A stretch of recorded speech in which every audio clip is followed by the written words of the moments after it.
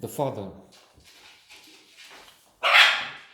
one of the best motion pictures of 2020.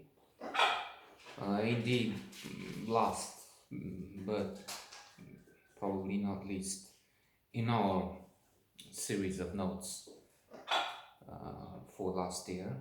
I mean, last in the group of best films of 2020. I hesitate because there's still a few less important for critics in terms of nominations, uh, such as Eurovision, a Will Ferrell film. I've read something positive recently. So, all in all, few, if any, surprises are expected, but who knows? That's why the hesitation. Looks like that's it with the final, but well, maybe there is something. We'll let you. 6 nominations for the Academy Awards and plenty of others, including Best Picture, Best Actor in a Leading Role, Anthony Hopkins as Anthony.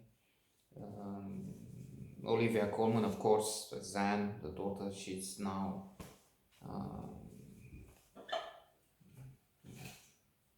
the Meryl Streep of this new age. She's always nominated. And she won, of course, for The Favorite.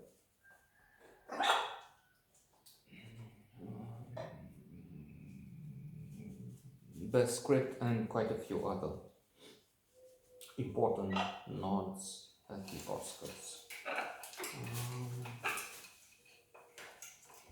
Indeed, an impressive drama about an old man who is losing touch with reality.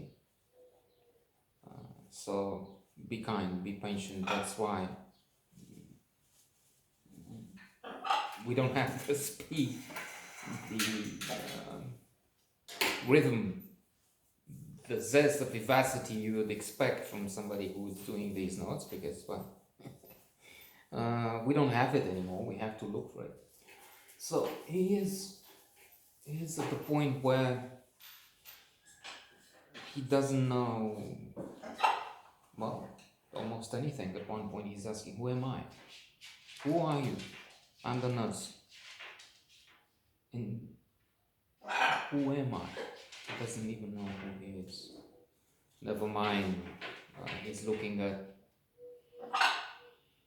his daughter Anne, that he seems to recognize. I hesitate again because Amour comes to mind. The Jean Brilliant, one of the best movies ever, and one of the best of the decade anyway. With Jean-Louis Trintignant in one of the leading roles. Isabelle Huppert, of course. A film about aging and about living the world and the pain, the hardship, the trauma inflicted on those who are dying and those around. So he's looking at Anne and he keeps asking questions which are irrelevant apparently at the moment. He has pieces of the past. He mentions Paris when they see a doctor, but that's not happening then. It had happened maybe 5, 10 more years ago. And when she says about Paris, when the nurse says your daughter is in Paris, he doesn't accept it. No, you mentioned, you said no, you're living in London. Because this conversation with the doctor happened in his mind yesterday, or you see what I mean. Last thing he remembers, when in fact so much has changed.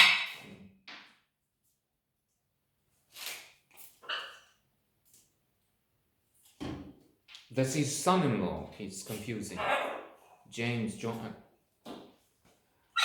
he thinks he's at home, but he's not. He's living with his daughter until they find a solution. He ejects all the help, all the women, the nurses, qualified helpers they get for him, because he is more than a handful, tyrannical, demanding, as old men are. And what's interesting, I thought, challenging, some of the humor, there's some humor in some of this confusion, even if you can imagine it's dark, grim humor, morbid. But also the need to puzzle to understand what's going on, because we more or less see things from his perspective, and his perspective is all over the place. Is she in Paris or is she in London? Is she still married? So, yes, a remarkable film, but I still keep my fingers crossed for Mank. That's number one for me. So, vote for it if you have the ability.